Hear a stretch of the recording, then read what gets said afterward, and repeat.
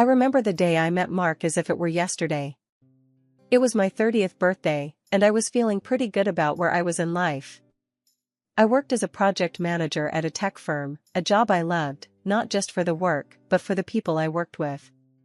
That day, however, brought someone new into the mix. I walked into the office, coffee in hand, and found everyone huddled around a tall, dark-haired guy by the water cooler. That was Mark, the new guy from marketing. I remember thinking he seemed a bit cocky, standing there with a smirk, telling some story that had everyone laughing. "Hey, Emily, meet Mark. He's joining us for the big project," my colleague, Sarah, said, waving me over. Mark turned and flashed me a grin that caught me off guard. "So, you're the birthday girl and the brains of this operation.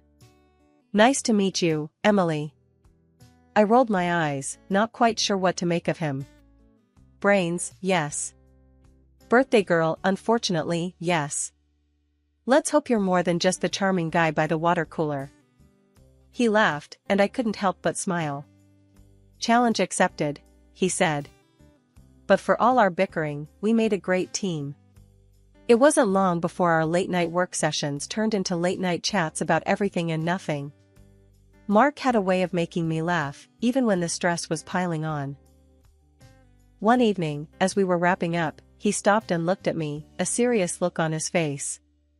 "You know, Emily, I've worked at a lot of places, but there's something about this team, about you, that's different. It feels like home." I remember feeling my cheeks heat up, not sure what to say. "Well, this team is pretty special.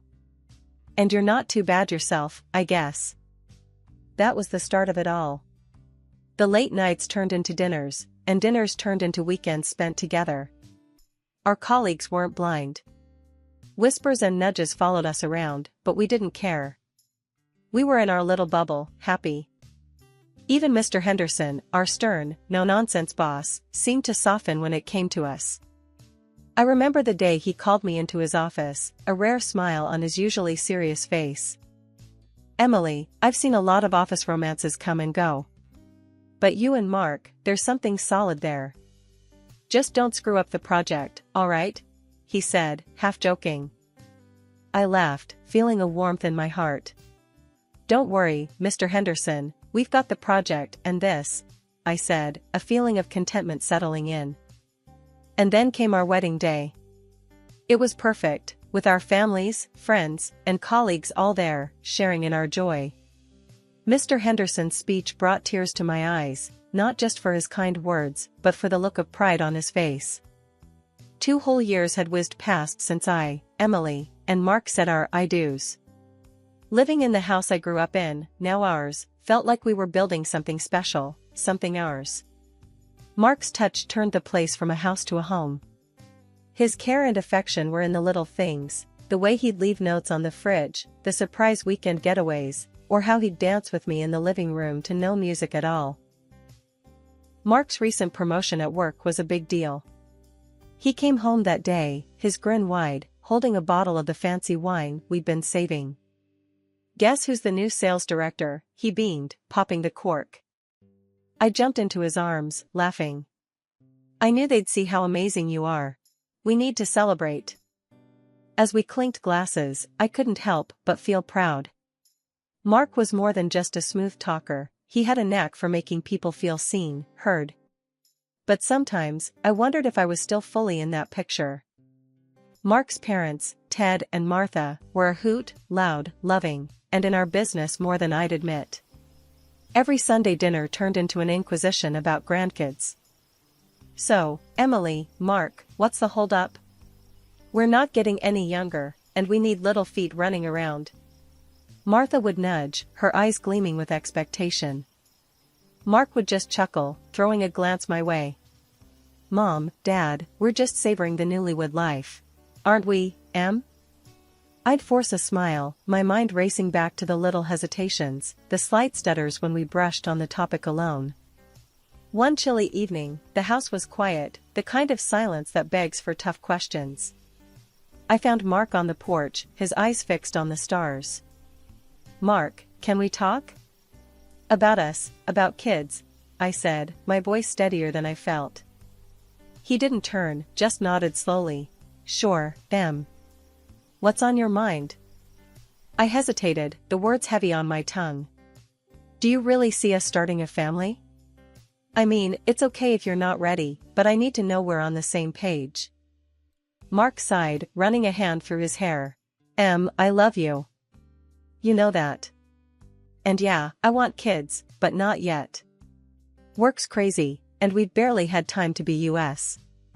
Let's just enjoy this, just a bit longer, okay? His words hung in the air, a mix of reassurance and something else, something like distance. I wanted to believe him, to dive into his embrace and forget my worries. But the way he wouldn't meet my eye, the way his voice wavered, it stuck with me. Dinners with Ted and Martha kept the question of grandkids on the table. Each time, Mark's answers felt more rehearsed, his smiles a bit strained. One Sunday, as Martha brought it up again, I watched Mark closely. You know, Mark, a little one would mean the world to your mom and dad. I prodded gently. Mark's fork paused midair. Yeah, I know, And it will happen, just, not right this second. There's plenty we gotta figure out first. Ted chimed in, his voice booming as always. Son, life's short. Don't keep putting off the good stuff for some perfect moment that might never come. Mark forced a laugh, but it didn't quite reach his eyes. I hear you, Dad. But trust me, it's all about timing. It was a crisp Tuesday morning when my world began to crumble. I'd been feeling off for a while, a nagging fatigue that no amount of sleep could fix. Mark noticed too, his furrowed brows telling me he was worried, even if he didn't say it out loud. You sure you're okay? You've been looking kinda pale, Mark said one morning as we shared a quiet breakfast. I tried to brush it off with a weak smile. Just a bit run down, I guess. Nothing a good day's rest won't fix. But the rest didn't help, and deep down, I knew something wasn't right. The day I finally decided to see the doctor, I could feel Mark's tension, his usually steady hands fumbling with the car keys. The clinic was cold and sterile, a stark contrast to the warmth of our home. Sitting there, waiting for test results, every second felt like an eternity. When the doctor finally called us in, his face was somber, his words a heavy blow. Emily, the tests have come back, and I'm afraid it's leukemia. The room spun. Leukemia? How could that be? I looked at Mark, expecting him to be my rock, but instead, I saw him stagger, his face the color of the whitewashed walls. Doc, there's gotta be some mistake. Em's strong, she's healthy. This can't be right. Mark stammered, his voice barely a whisper. The doctor's eyes were kind but firm. I'm truly sorry. But we need to start treatment immediately. Time is crucial here. The ride home was silent, the air thick with unsaid fears and unshed tears. Mark was there, but his presence felt distant, like he was retreating into a shell I couldn't penetrate. The following weeks were a blur of hospital rooms, 4 drips, and the constant beeping of machines. I was fighting the biggest battle of my life, but it felt like I was fighting it alone. Mark's visits became sporadic, his excuses flimsy. Work slammed, You know how it is. But I'm here for you, always. He'd say, his gaze drifting to the clock more often than my eyes. I wanted to scream, to shake him and wake him up to our reality. But the fight was draining me, leaving me too tired for anger, too weak for confrontation. One evening, as I lay in the hospital bed, my body weary, my heart heavy, I caught a glimpse of the Mark I used to know. He sat by my side, holding my hand like he used to, but even his touch felt different. Talk to me. What's going on in that head of yours? He asked, his voice low. I looked into his eyes, searching for the man I married. I need you, Mark. Not just the version of you that shows up and nods along. I'm scared, and I feel like you're not really here with me. He flinched, as if my words were physical blows. I am here, It's just, this place, the sickness, it's a lot to handle. But I'm not going anywhere, okay? His words were meant to comfort, but they felt hollow, rehearsed. The distance between us was growing, the connection we once had fraying at the edges. The hospital room, with its constant beeps and the sterile smell, became my new normal. But that day, something was off.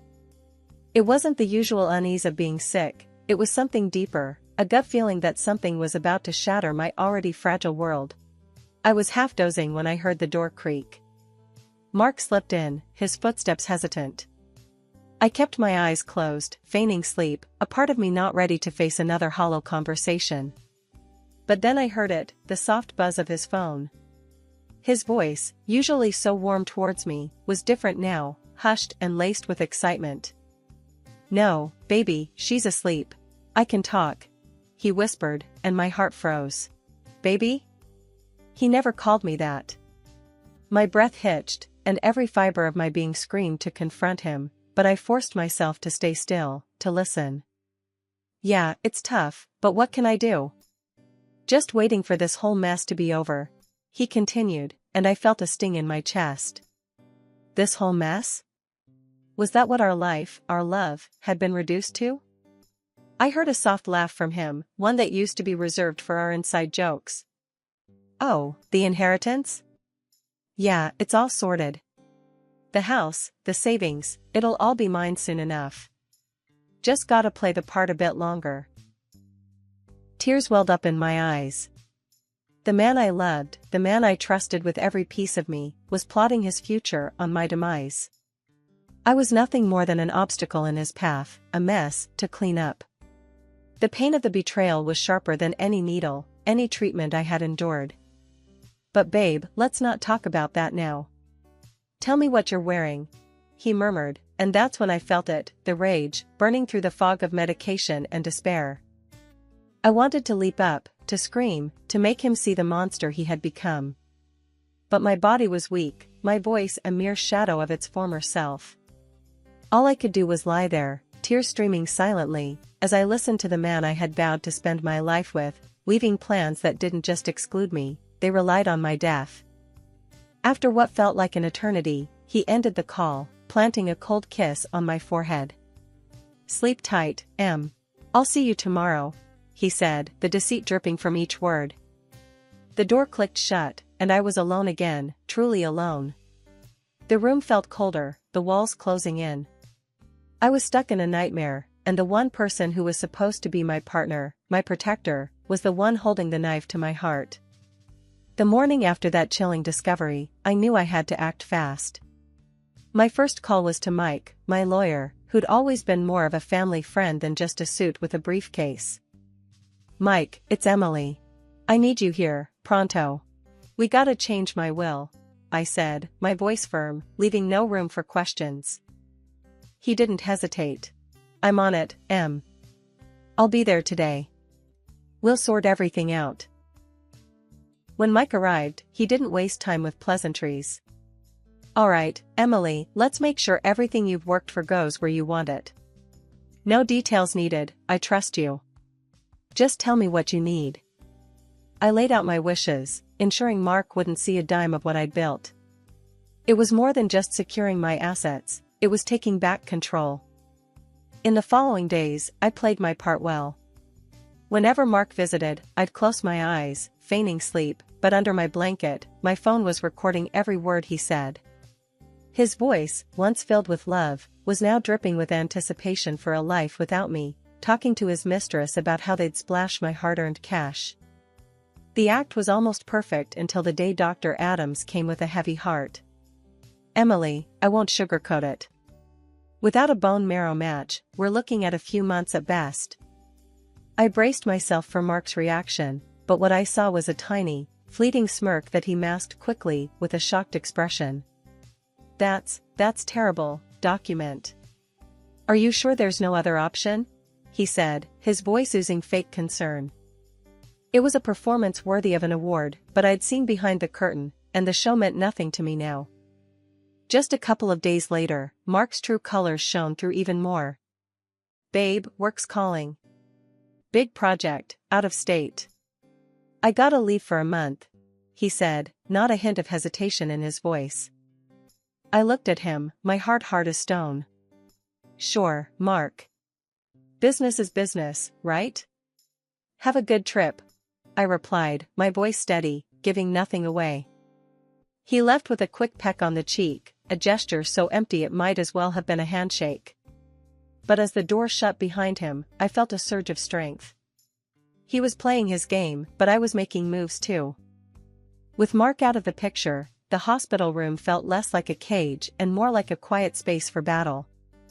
It was just me, the nurses with their silent nods of encouragement, and Dr. Adams, whose steady presence was a beacon of hope in the sterile sea of white. Then, one bright morning, Dr. Adams burst in with a grin that stretched ear to ear. Emily, you're not going to believe this. We found a match. A bone marrow donor. It's a chance, a real chance at a new start. The words hit me like a ray of sunlight in the dark. Are you for real, Doc? That's something else. He nodded, his eyes twinkling with a mix of professionalism and genuine joy. It's as real as it gets, Emily. We've got to move fast, prep you for the transplant. It's not going to be easy, but you're a fighter. I've seen it. That news was the turning point. It wasn't just a thread of hope, it was a lifeline, pulling me back from the edge. But it wasn't just my health on the line. It was my entire life, a life that Mark had tried to steal away, piece by piece. The eve of the transplant, I lay there, the beeping monitors, now a familiar chorus in the background. The road ahead was scary, sure, but each step felt like a step away from Mark's shadow, towards a life that was truly mine. Out of nowhere, my phone buzzed, Mark's name flashing on the screen, a reminder of the life I was leaving behind. Hey, Em. How's it going? Just wanted to check in. His voice, once a source of comfort, now felt like a distant echo. Just the usual, Mark. Battling on while you're off playing businessman, I replied, my voice sharp, leaving no room for his fake sympathy. There was a pause, a crack in his polished facade. I'm doing this for us, for our future. Just hang tight, okay? I almost snorted. Sure, Mark. You do what you have to. I'm doing what I need to do here. The call was short, his words empty. But I was no longer the Emily he thought he knew. I was stronger, ready to face the battle head-on. The day of the transplant dawned, a mix of anxiety and determination. The nurses were my quiet army, their words of encouragement my shield against the fear. You're the bravest person we know, Emily. You've got this, they said, their hands firm and reassuring. I nodded, feeling a newfound resolve. Thanks. I'm not just fighting for my life anymore. I'm fighting for the life I deserve. As the meds kicked in, drawing me into darkness, my last thought was clear. I was turning the page, stepping into a future where I was not just a survivor, but a conqueror. The operation was a blur of lights and distant voices, but when I woke up, the world seemed different. The air felt lighter, my breath easier. Dr. Adams's smile said it all before his words did. Emily, it's a success. You're on the mend. The news was a quiet victory, a moment so profound yet so personal. I chose to keep it close, a secret not ready to be shared. Not with Mark, not with his parents, not with anyone. This journey was mine, each step a testament to my will to survive, to thrive. The hospital room was silent, the air thick with the weight of unspoken words and hidden truths. It had been a month since Mark left for his so-called business trip, a month of solitude, of healing, and of planning. When he finally returned, there was no rush to my bedside, no urgency in his step. That's when I knew it was time to play my final card. I picked up the phone, my heart pounding, but my voice weak and trembling. Mark, it's time. I need to see you. I want to say goodbye and read my will. I whispered into the receiver, my words heavy with feigned sorrow. He was there faster than I expected, his eyes scanning the room, looking for the dying wife he expected to find. I lay there, frail and pale, a perfect picture of defeat. But inside, I was anything but defeated. As he approached with a forced look of concern, I murmured, "Mark, there are others coming. Witnesses for the will." His face dropped, confusion and fear mingling in his eyes. "Witnesses? What are you talking about, Em?" The door opened, and in walked Ted and Martha, their faces etched with worry, followed by Mr. Henderson, his brow furrowed in a mix of concern and curiosity. Mark's voice trembled, betraying his composure. "Mom, Dad, Mr. Henderson, why are you here?" Ignoring his question, I reached for the remote, my fingers steady, my resolve unwavering. The room fell into a hushed silence as I pressed play, and Mark's own words began to fill the space, each syllable a nail in the coffin of the life he had so carefully constructed. His voice, so familiar yet so foreign, spoke of waiting for my death, of the inheritance he'd claim, of the lies he'd spun. He laughed at the expense of his parents, bragging about the money he'd swindled from them under the pretense of my treatment, money he'd squandered on lavish escapades with his mistress. He boasted about the funds he'd taken from Mr. Henderson, all while planning a future that banked on my demise. The recording ended, and the room was engulfed in a stunned silence. Ted's face was red with rage, his hands clenched into fists. You're nothing but a snake. We raised you without denying you anything, and this is how you repay us." Martha's tears flowed freely, her sobs a testament to the heartbreak of a mother betrayed. Mr. Henderson stood, his expression steely, the disappointment in his eyes more piercing than words could ever be. "Mark, I trusted you, supported you. You've not only lost your job but expect a legal battle. You'll answer for every single penny." Mark's facade crumbled, his pleas for forgiveness, his attempts at justification, falling on deaf ears. "Please, it wasn't like that. I didn't mean," he stammered, but his words were lost, drowned in the sea of his own deceit. As the guards entered to escort him away, his cries and promises echoed hollowly against the walls of the room. The truth was laid bare, and the consequences were his alone to bear. The divorce papers had been filed, a clean cut from a man who turned out to be a stranger. "I want him out, Mike. Out of my life, and out of my finances. He's not getting a dime," I said with a newfound assertiveness, my lawyer nodding in agreement. "He won't, Emily. I'll make sure of that. We'll hit him with everything we've got." "Treason doesn't pay," Mike assured me, his words a solid promise. Ted and Martha, once in-laws now turned allies, had made their stance clear. "He's no son of ours, not anymore. We raised a boy, but somewhere along the way, he turned into a monster." Ted's voice was stern, a mixture of anger and disappointment. Martha, her eyes still tinged with the hurt of betrayal, added, "We're with you, Emily. All the way. He fooled us all, but no more. Your family, and we protect our own." Mr. Henderson, my ever-supportive boss, was a pillar of strength. "Emily, the moment you're ready, your job's waiting. And as for Mark, consider him gone. The company's already pressing charges for fraud. He'll pay for every penny he stole, and then some." Mark's downfall was as swift as it was complete. Fired from his job, his reputation in tatters, he was left to face the consequences of his actions alone. His mistress, the woman he'd pinned his hopes and dreams on, turned her back the moment his pockets turned empty. A fitting end for a man who thought he could have it all by stepping over others. As for me, I lay there, the pieces of my broken life slowly coming back together. The wounds were still fresh, but healing, a testament to the battles I'd faced and won. The road to recovery was long, but with each passing day, my strength returned, a silent nod to the resilience that had carried me through the storm. "Emily, you're a fighter. Always have been."